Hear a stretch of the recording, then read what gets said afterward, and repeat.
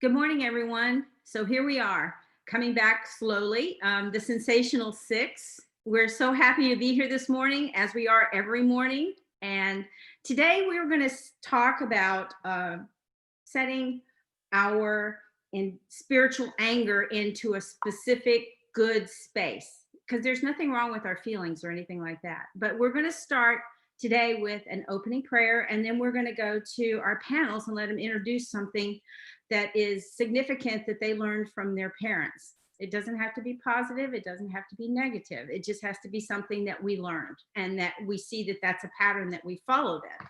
So let's start with a prayer. Let's just get comfortable and have a deep breath and close your eyes if you wish. Otherwise, just get comfortable in your space. Get comfortable in this body, this temple that is yours. And so I just know that there is only one source, only one power that is back of all existence. Everything is this source, this one energy that just vibrates throughout the universe, that is vibrational in every human being, in every plant, in every rock, that we are just one huge giant vibration in this beautiful immersion of energy.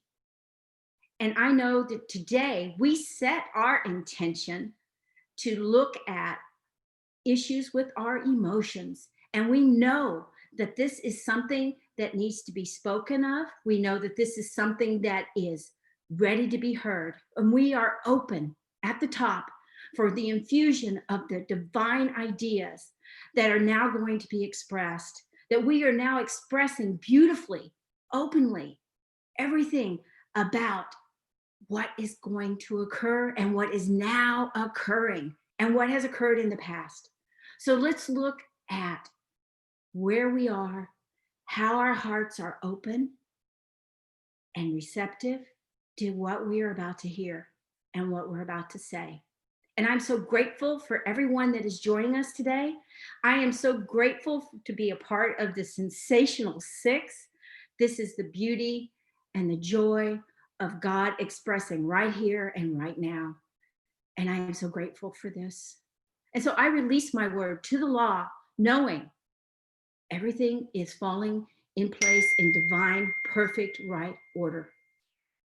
And so now I release it fully, completely, with joy and with love. And together we say, and so it is.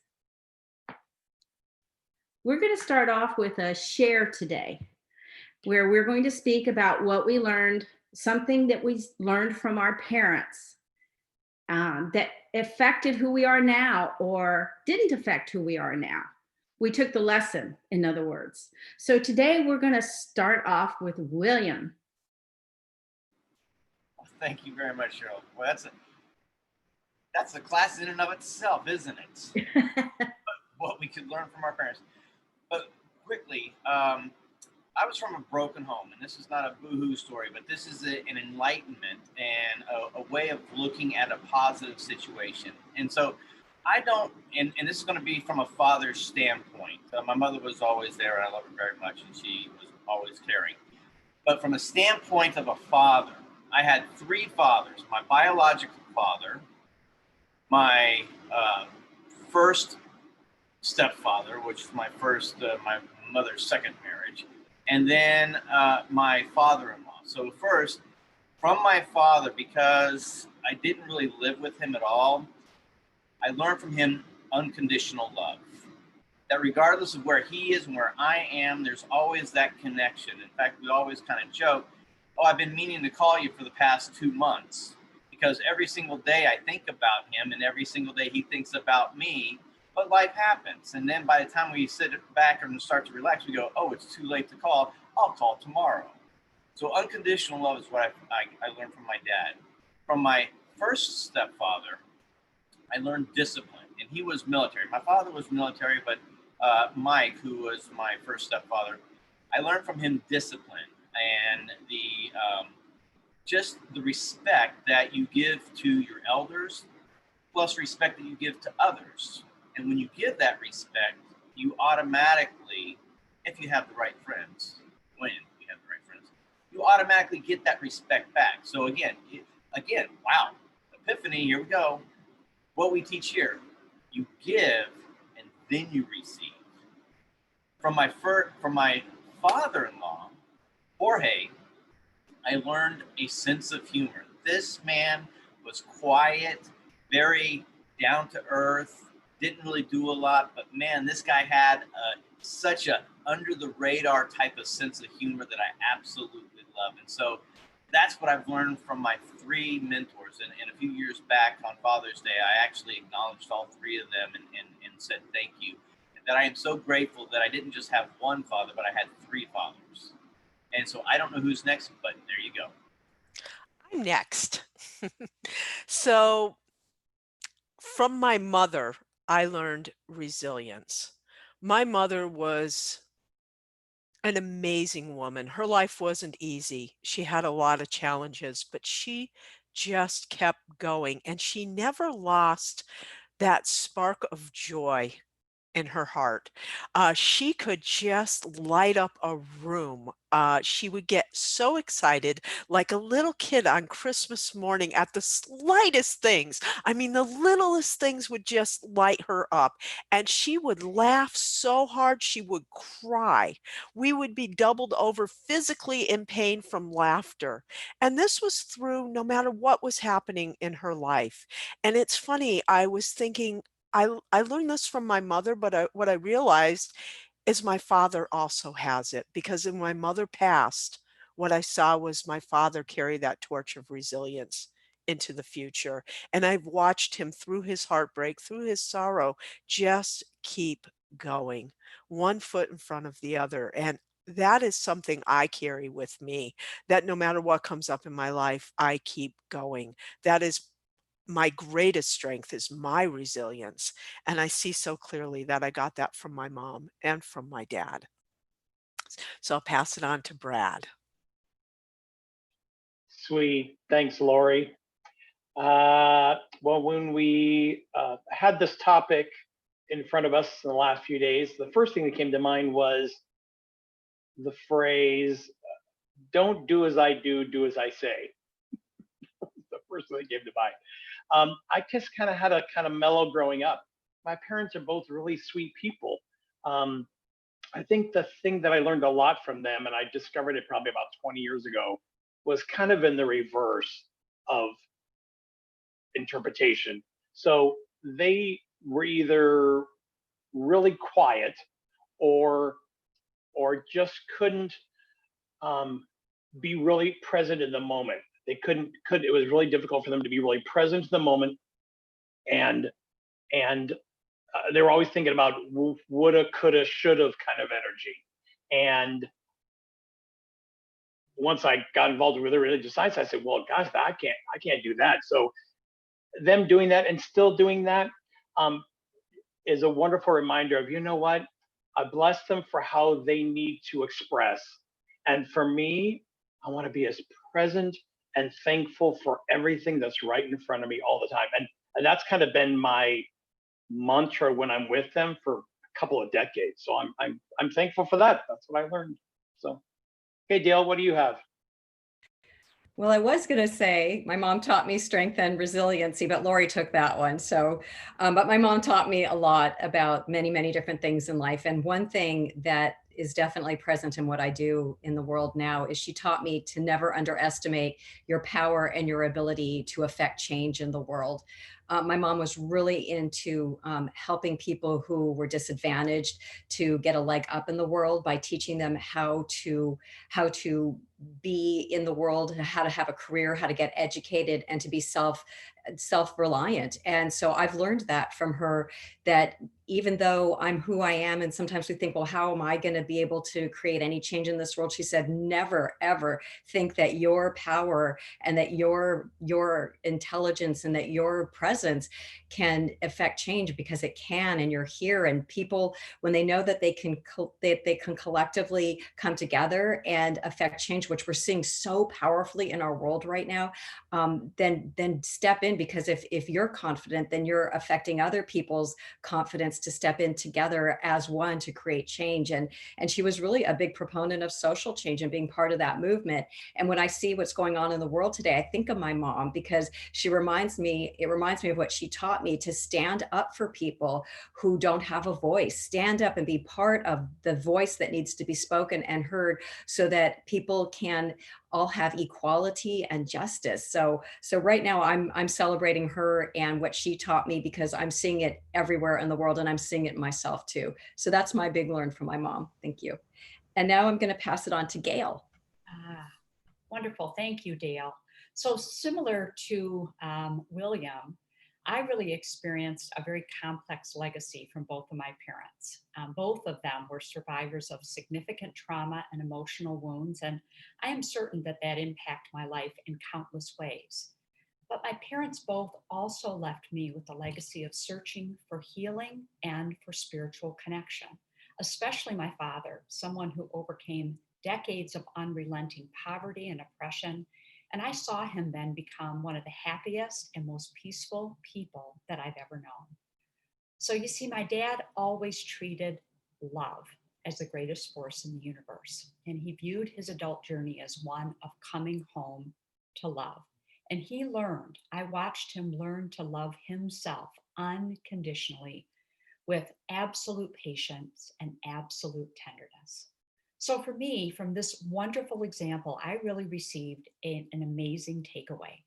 So my father was the first to teach me that my inner world reflects my outer world, and that a heart that is full of love always looks for beauty and kindness and goodness.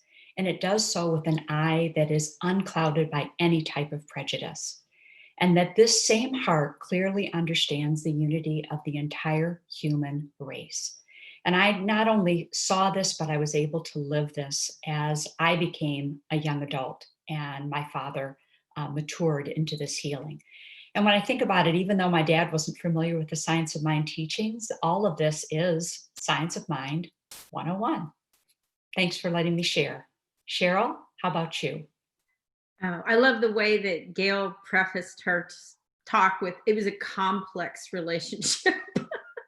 So what do you say when you had a relationship with your parents that wasn't as loving and as open and warm and stuff as that, what people around you experienced?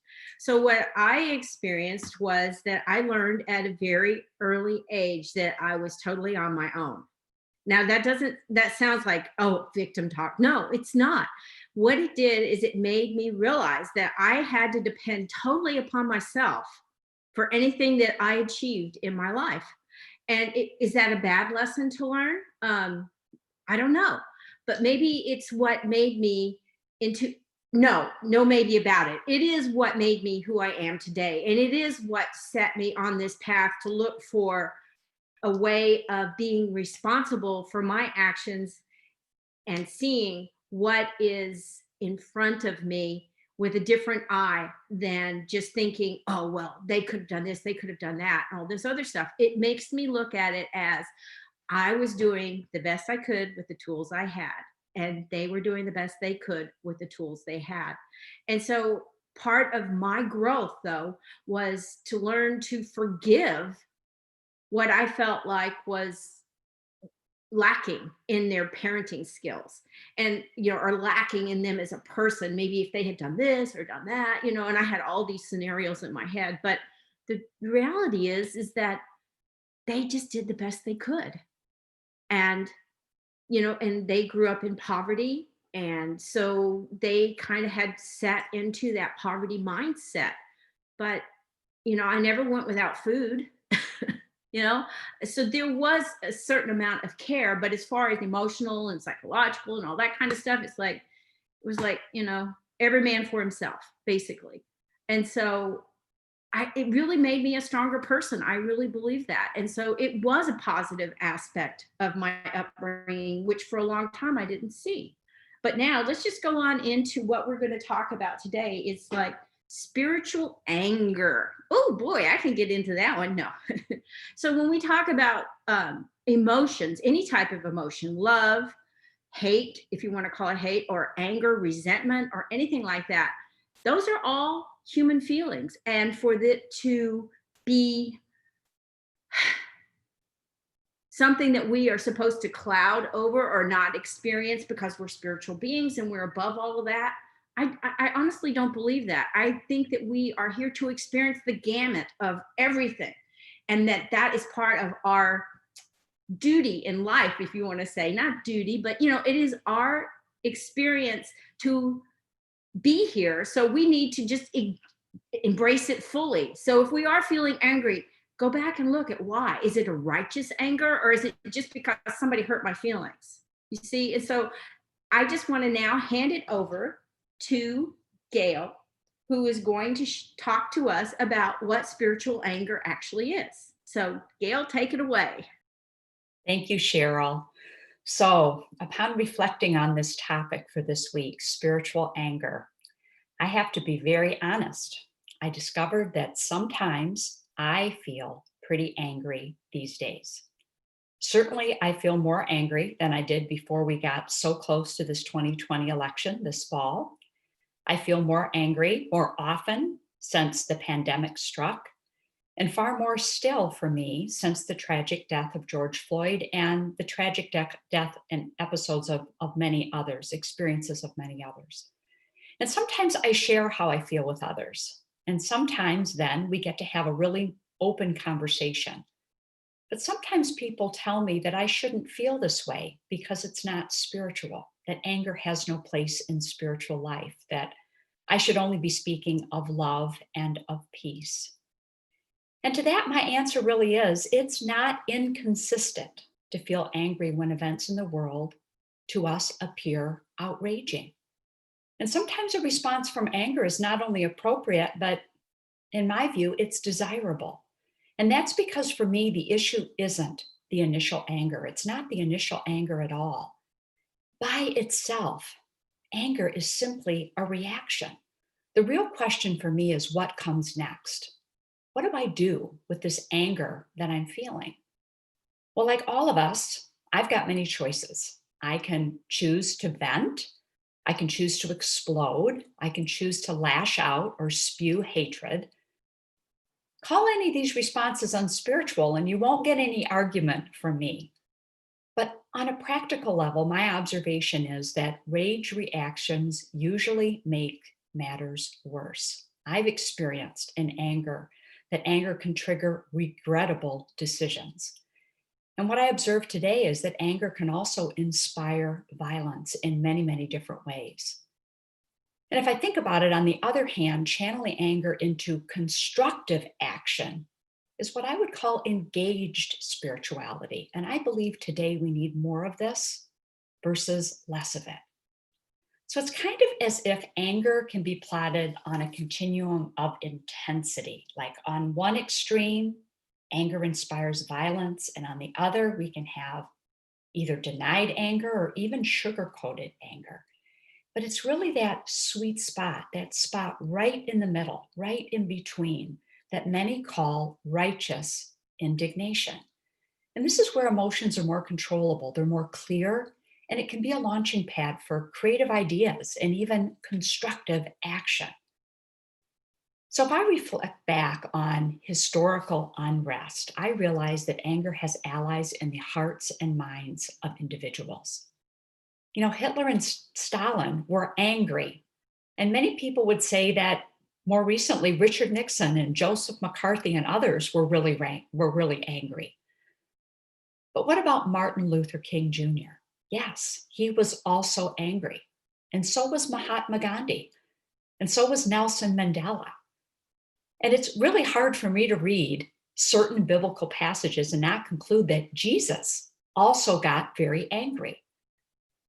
But I find that when anger's allies are love, their compassion, their kindness, and they're a vision that's rooted in the higher good, like Mahatma Gandhi and Martin Luther King Jr., that we get action that strengthens justice and action that strengthens fairness and creates social harmony. So, through the lives of these men and many, many other people, I think history's shown us all that anger can be a driver of positive change. It can be an energy mobilizer. And with a little bit of calm, maybe a little bit of time out, we can always reframe what we're feeling. So, for example, I'm furious about this can be arranged to be something like this. This is wrong, and I'm going to do something about it. So, we all have that inner sanctuary of peace, all of us within us. And we can access it even when anger rages on the surface. So then thoughts like, I'm furious, can be reconfigured to something like, I'm feeling angry and in this moment. And this might feel like a minor difference, but the first statement, I'm furious, is a statement that is an identity. And the second, I'm feeling angry in this moment, really defines a temporary condition of the mind and body and one that will pass soon. So, in summary, if we recognize our anger when it happens and we call a timeout, maybe to breathe, maybe for you it's to dance or to sing or to pray, or maybe it's to meditate, we can actually spiritualize our anger and we can mobilize it in a way that is healthy for us and a way that's healthy for others. We can actually give constructive voice to that indignation that we're feeling and step constructively instead of destructively into action. I always like to think about the first rule of email: pause and center yourself before you hit send. Boy, has that served me well. So that's what I have to say about spiritual anger. What about you guys? I'll go. I think what you really pointed to is that when we feel angry, it's usually in response to something or in reaction to something. And the people that you called forth, they felt that, but then they shifted to what they were for. And Ernest Holmes said, "Show me somebody who's for something and against nothing, and I will show you the next Jesus." And that has really been the key, is when anger comes up to look and say, okay, what's happening here? What am I, and it is usually a reaction to something. Okay, that means I don't care for that. So now how do I shift my attention to what I'm for? What's the nugget in there? Because if I'm against something, then the opposite of it is what I'm for. And so now can I focus all my attention on that? And I know for me, spiritual anger has been a turning point in my life so many times. Like things have come up and I've just gone, oh my God, I'm done with that now. I am done with that. I don't like how this feels in my body. And so it's a decision in that moment to stop doing things the way I've been doing them, stop reacting.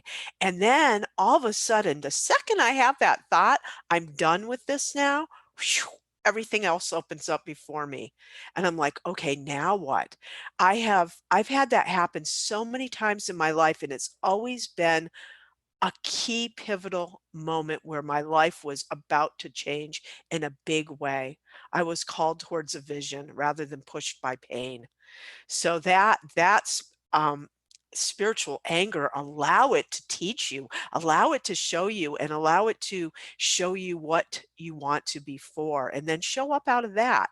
Because everything is a call for love or love. Marianne Williamson said that, and it's been my mantra lately as I see things that I I don't like, that I feel, something welling up in me, anger. I can say, okay, everything's either love or a call for love. And I see a lot of calls for love right now. And it's up to all of us watching and on this call today to be that love.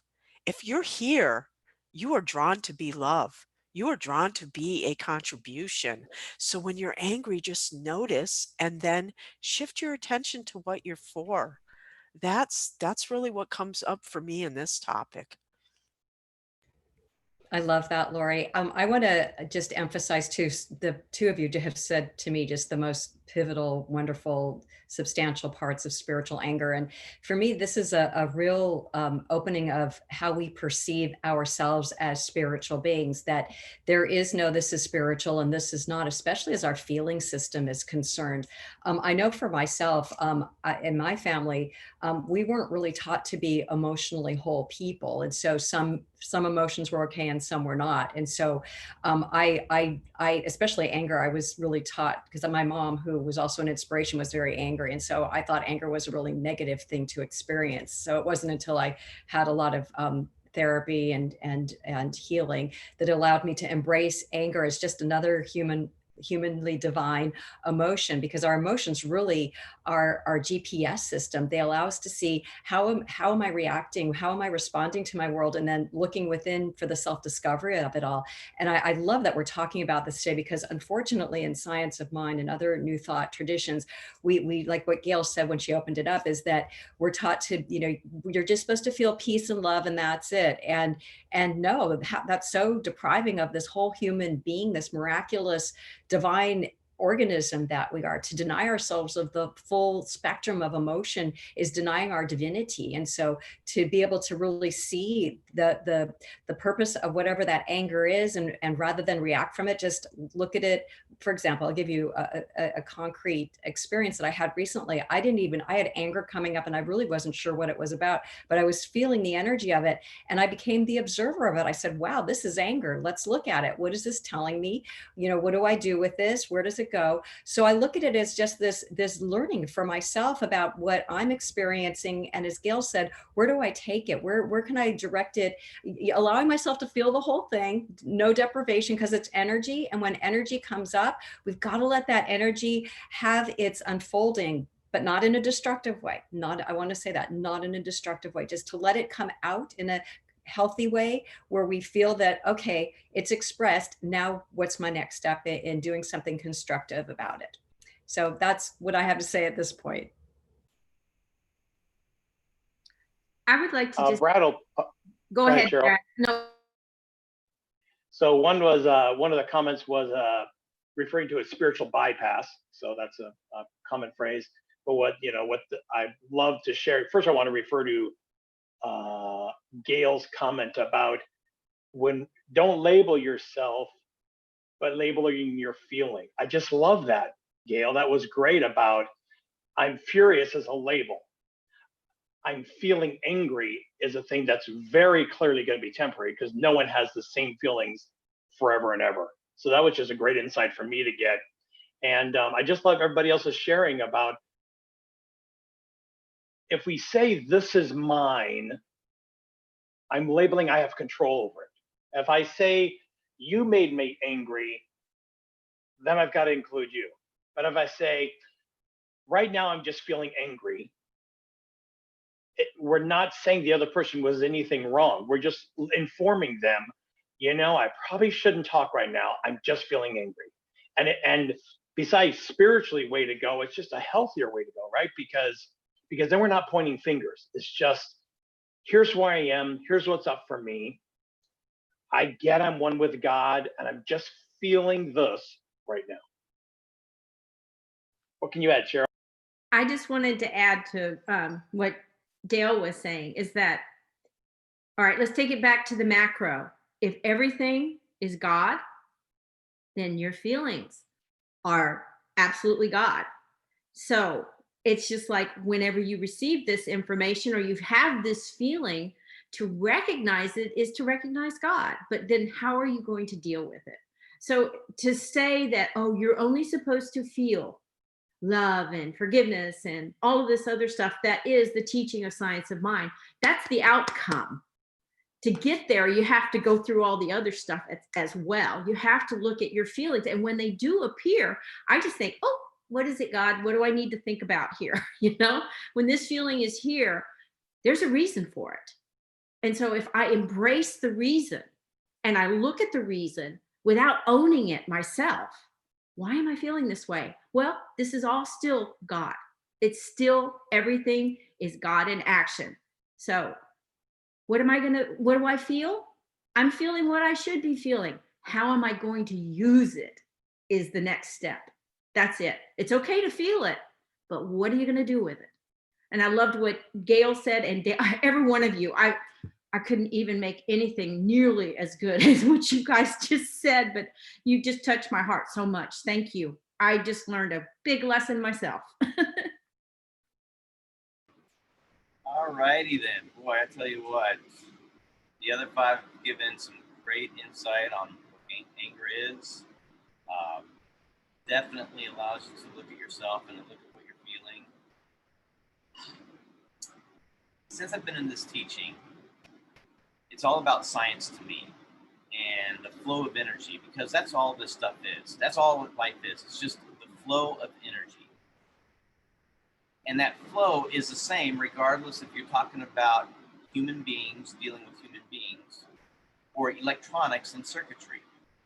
And so the laws of one are also the laws in the other. And all anger is heat. Just like on a circuit board, or you walk past your TV and you've been watching it and you can feel that heat coming off the screen. Well, the electricity coming in to create the light and to do what a TV does, all of that energy, there's more energy coming in that's being used to create a television program or the screen. That heat you're feeling is that excess energy that is being dissipated.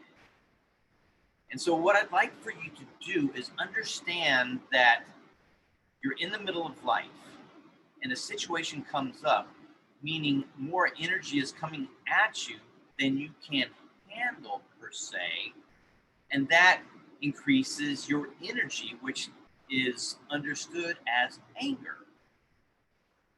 Now, allow yourself, like everyone has talked about, to feel that anger. But it's constructive and not destructive is what we're teaching here today.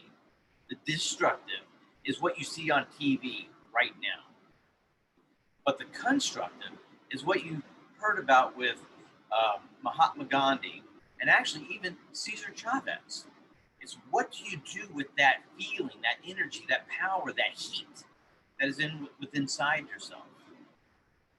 Give yourself a moment. Allow yourself to feel that. And ask yourself a simple but important question. Now what? What are you going to do with this information? What are you going to do with that energy inside of you? Sure, we can be destructive, and that serves nothing. It doesn't enlighten anybody. It doesn't help compel anything. It doesn't help change anything. Or you can be constructive. Be the change you want to see in the world. That's such a powerful sentence. But it begins with now what? Allow yourself to feel what you're feeling. Reflect.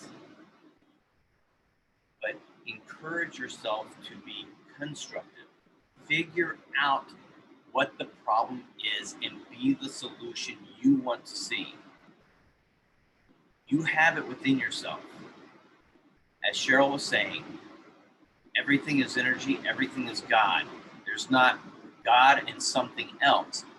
Every single thing that we've been seeing now for the past few months is nothing but spirit unfolding perfectly.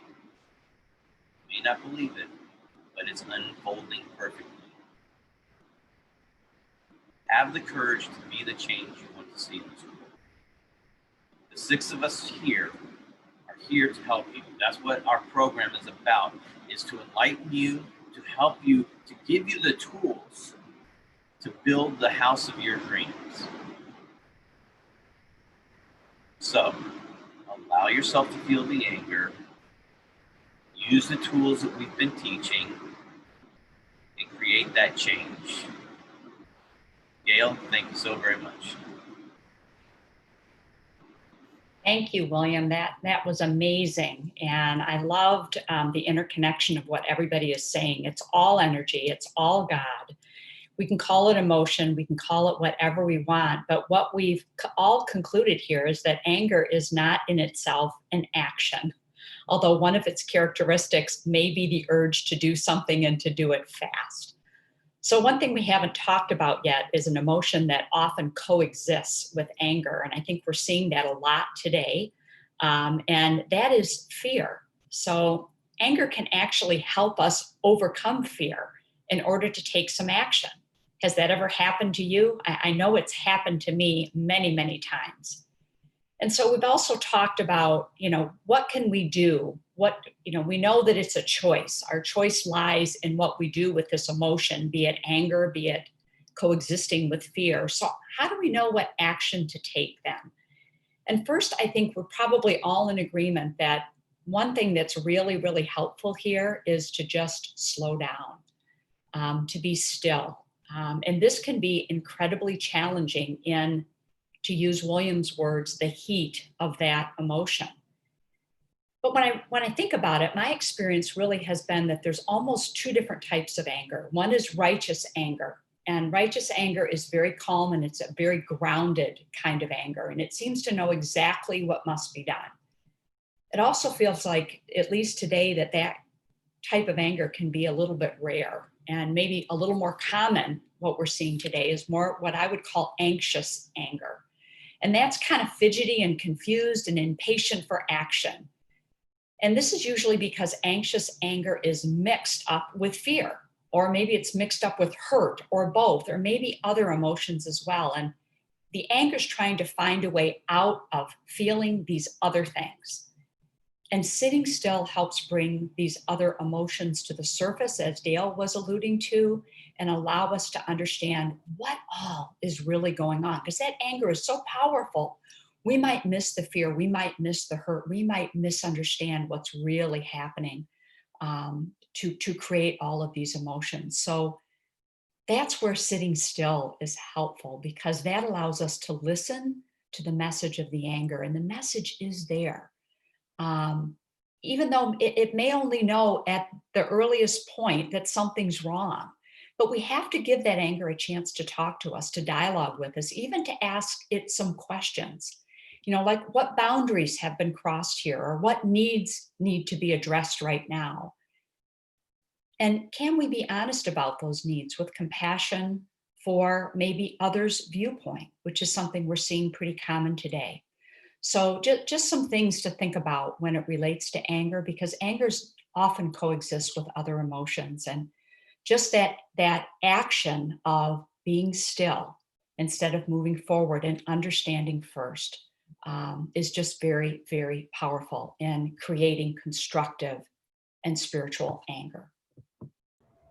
I'll piggyback on that. I love that idea to be still and go within, because most of the time with anger, it's more than what it appears to be. I know a lot of people who are angry about what's going on in our external world. It can give an opportunity for all this other anger that hasn't been expressed to come out with what's going on in the circumstances in our world. So the idea that Gail brought up, that let's take a step back, let's be still, let's do some self-discovery, because there's more than meets the eye. There might be unresolved anger about a situation that's similar to what's happening in the outside world that you don't have closure on. So then you've got all this added anger that's coming forth. So something that's been emphasized in our panel this morning is that anger is something to look at, not to avoid, but to see, like what Gail said, what does it have to tell you? Let's dialogue, let's listen, let's let it speak to us, so that we can have the understanding of what's going on within ourselves, so that we can move through it and do whatever is needing to be expressed and resolved within ourselves. Because I think with because we are seeing so much massive anger right now. We've been seeing it for many years now, but it's at such a high level now. As we teach in Science of Mind, the work to do is also within ourselves. I know there's people that say, I'm not going to feel peace unless this is all fixed outside of myself, until justice is done and this is fixed and that's fixed. I cannot be okay. And we teach just the opposite. This has to be okay first. We've got to be okay on the inside, and trust and know that there is divine right action and order taking place, that there is an energy that's rising up and being expressed by means of all of us that is bringing forth a new world, a new society, a new reality where love can reign supreme and where we can all work together to create a better world. So it's up to us to work to that place of just knowing and being at peace in the midst of all the anger that's outside of us, and just do whatever inner work needs to be done to take ourselves to peace and the knowing that everything truly is unfolding in the highest and best way. I would like to add one little thing to that. One of the things that we learned in practitioner training, which I'd never really thought of before, was that usually, and Gail had kind of not insinuate, but kind of alluded to that what we're feeling is hurt feelings. I never thought about anger being hurt feelings. And Brian Katie, I think, is the person that goes through all the great steps of why are you feeling this way, and let's walk through this and stuff. And one of the things that it brought to mind was that when you are angry, why are you hurt? And so are you reacting to the anger from hurt? And if you are you trying to inflict hurt somewhere else because you want to take that anger and you want to push it out there and blame somebody or blame something for what's going on? Or you want them to apologize to you and tell you they're sorry and everything else, but they don't. But it's still coming from a place that your feelings are hurt.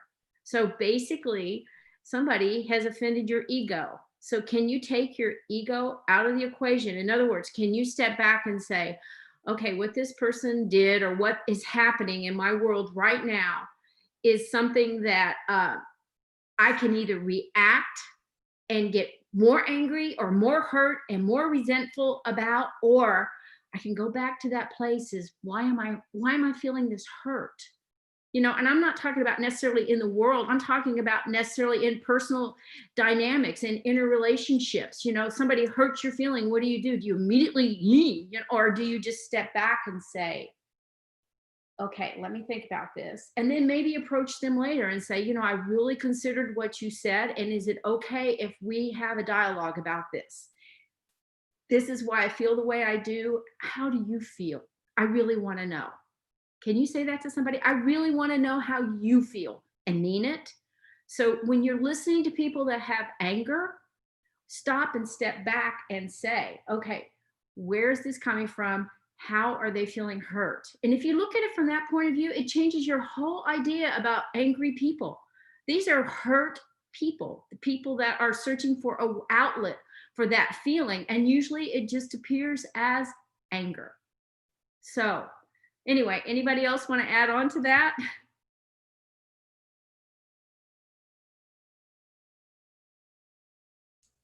I'll jump in.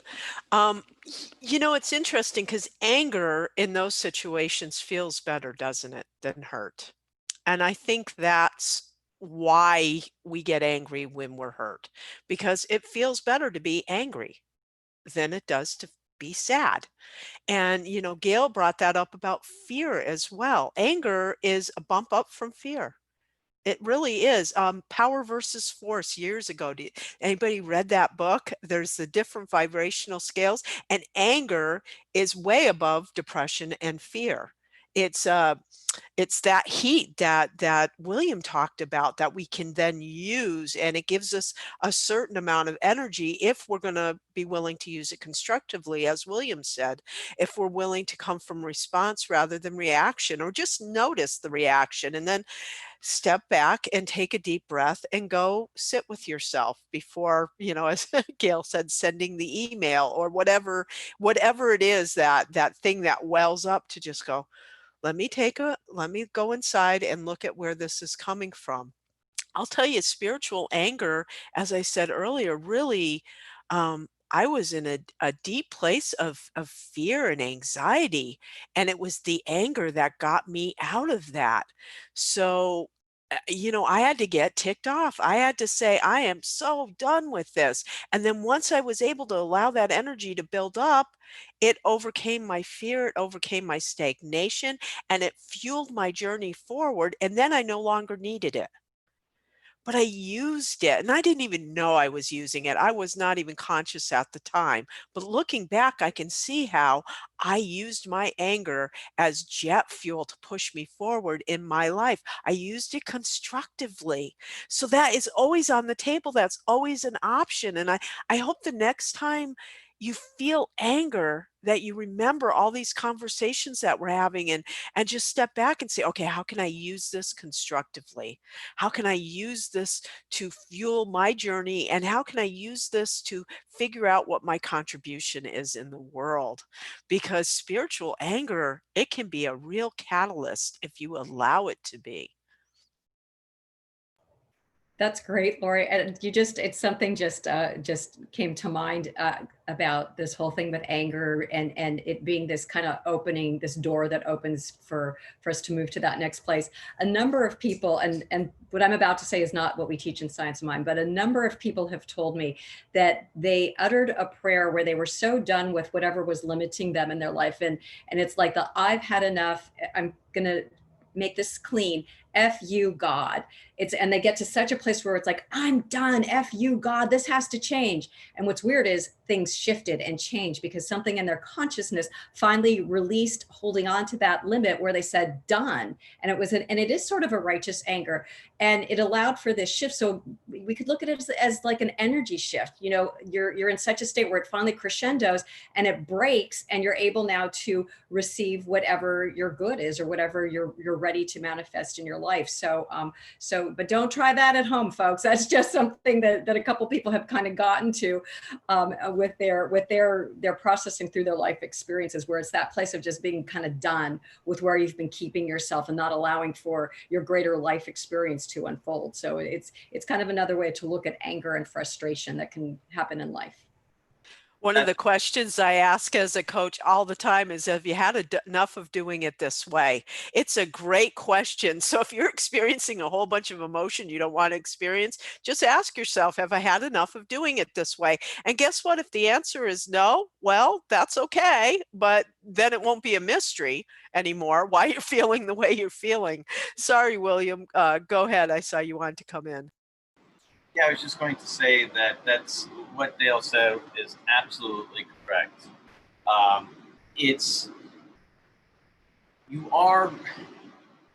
on your own, but you have support from your peers. What I mean by that is all this dialogue is going on inside your head. It is up to you to say F you and be done with it. Like Cheryl was saying, she had to rely upon herself for her to be able to change herself.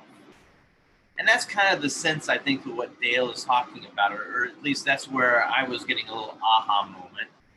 That it's instead of waiting for something outside yourself to change, instead of waiting for someone to come and help you and read your mind, because Lord knows we all know how to read minds and know what the other person's feeling, don't we? I mean, that's a known fact. But it's up to you to make that change, to make that first step, to reach out your hand to say, I need help in this, or I drop it like a mic and say, I'm done. But that's what that's about. That's what that energy, exactly, Lori, exactly. Boom, done. Exit stage fright. But just give yourself a moment and to forgive yourself for that feeling, to allow yourself that anger is part of God. It is an energetic form of expression of spirit.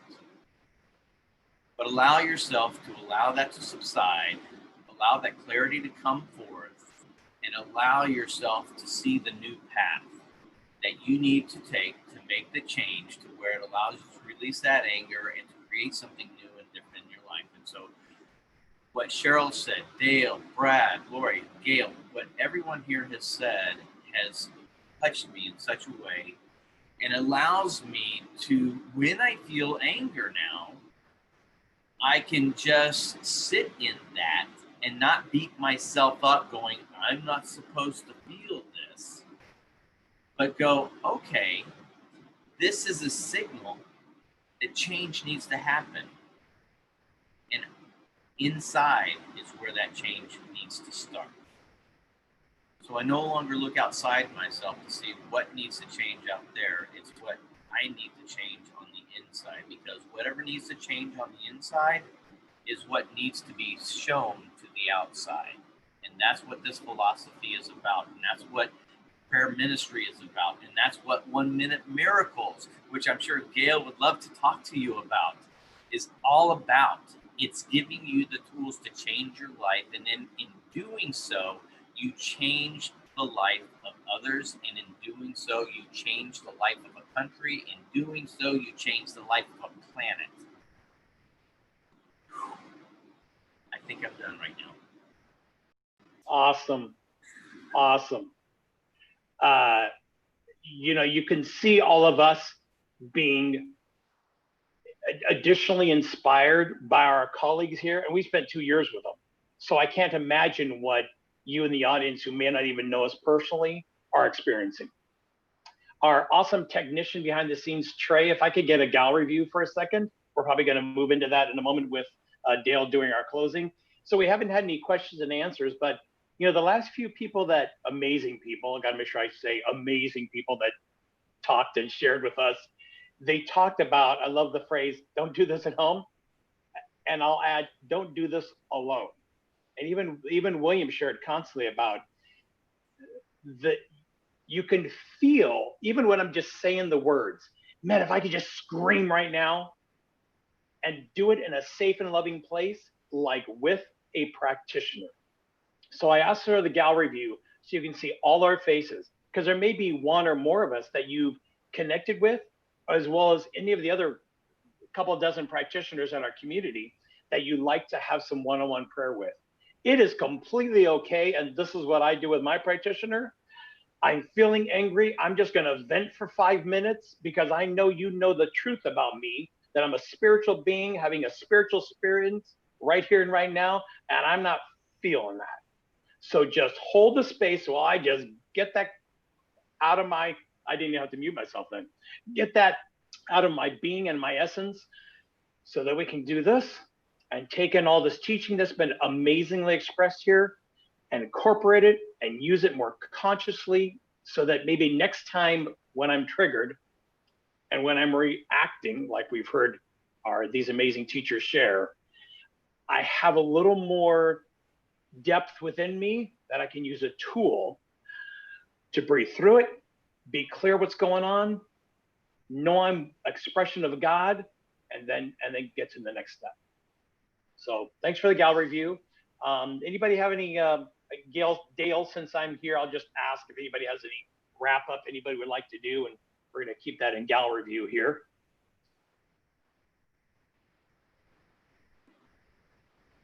Looks like we're complete. Great discussion. Oh, I love these people. I know you do too as well. Well, at this point, I would like to just remind everybody that even though our center isn't open for the public, we are still open 7 days a week, as you can see all the offerings that we're giving, and we still have our financial obligations. And so we greatly appreciate any love offering you can give to our center, whatever is on your heart. And we've got many ways that you can submit a love offering. You can do it through our website. I think there's a button beneath here that you can press and it'll take you over to PayPal. You can even send a check. I know nobody does checks anymore, but we do accept them. You can send one to our offices. Our address is on the website, or you can look us up on Google. And I think you can text it as well. We really appreciate anything that you can give as the summer months are now here in full force. It's July 1st, everybody, right? Now that we're here in summertime, things tend to get a little bit leaner, not that, but I do believe principle isn't bound by precedent, but still it helps us during the summer months if you can provide us with financial support. We greatly appreciate it. And it just allows us to continue to build this virtual community and offer you more guests and whatnot. So we appreciate that. And speaking of guests, just to let you know, we're the Sensational Six, as you can see, we've moved beyond the spiritual laws. We love that. We were really happy to teach that to you. And now we've got lots of really great topics and people coming on board. Next week, we're going to be talking about the power of intention. And on the 15th of the month, our ministerial instructor, Dr. James Mellon, is going to be our guest, and we're going to bombard him with questions and put him in the hot seat. So Dr. James, if you're watching, you better study up. So we're excited to bring him in. As far as announcements, tomorrow we've got Reverend Charles and his friend from Chicago, Illinois, Reverend Daryl Jones. They're going to have a nice one-on-one conversation. He was on with us a couple weeks ago with Reverend Charles, and I know they're going to have another phenomenal discussion and just let Spirit take them wherever it takes them to create a wonderful program for you. And Friday we've got the Revs back. We've got Dr. Joe, the other Rev, and Reverend Charles coming back together. They haven't had a show together in a while, so they're going to be talking it up and taking your questions and just like, again, allowing them to go wherever they're led to go to have a provocative conversation. So do come in. Again, everything's at 10 o'clock. So join us. And on Saturday, we do have a 10 o'clock meditation. So if you just need a nice half hour to fill yourself up with some wonderful guided meditation, just setting the spirit of it all, join us then. And those are recorded. So if you miss it at 10 a.m., you can always see it on YouTube. All of our meditations that we've recorded since we've started this virtual community, they're all there for you. So there's plenty of spiritual nourishment for you on our YouTube channel. So I would encourage you to go to our channel, which is Center for Spiritual Living Palm Desert, and subscribe to it, and you'll get notified of any future posts that we put up there. And Sunday, as you know, we've got our Sunday service. I think we start posting it at 6 a.m. around that time, so you can watch it anytime you like. You don't have to watch it at 10 because it's already loaded up. And Dr. Joe will be back giving the talk for the day. And so I guess that's it. And does the 6 need to add anything that I've missed? We're all good? Well, I want to thank you again for joining us in conversation. And we love being here. We love connecting with all of you, and we love connecting with each other because, it's really just all about understanding ourselves and this life that we're living, and to raise ourselves up, to see things through that spiritual lens where we can really understand our purpose here and our ability to be who we are authentically as Spirit expressing, and to raise ourselves up and our world at the same time as we bring our consciousness to that level of understanding who we are. And so since we are ready to close, I'm going to ask you, if you're comfortable, just to close your eyes and just relax into your chair, or if you're lying in bed, just wherever you are right now, and just relax into this moment with me as we just come together in this wonderful, precious moment of oneness, of being in spiritual community, of feeling that spirit within that we are. Just let it have a voice, let it have action by means of us, because it is the source of life. And that life is God's life, and that life is everyone's life, right here, right now, and always. And so I'm so very grateful for what has taken place this morning, as we have learned to understand that spiritual anger is something that is a part of us, that is something that brings about awarenesses, that anchors our energy into action to do more, to express ourselves and our ability to connect with all beings, to raise everybody up to a place of peace, love, and understanding.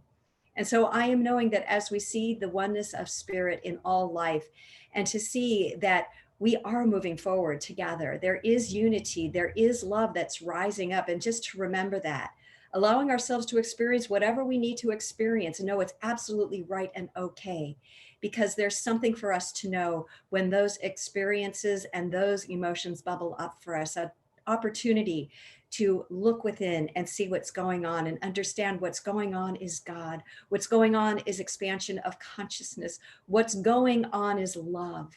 And so I'm grateful to know that as we leave this wonderful container where a beautiful discussion of spirituality took place, we're able to marinate in what has been said. We're able to see the gems that mean something to us, to take whatever was meaningful and apply it to our lives, and to see that there is an opening for us to learn more, to be more, and just to take that next step, whatever it is for us, knowing how very loved we are, how very appreciated we are, because we are all one.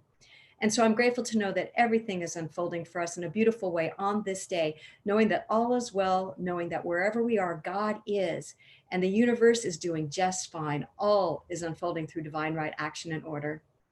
And so knowing this is complete, I release my word now with joy in my heart.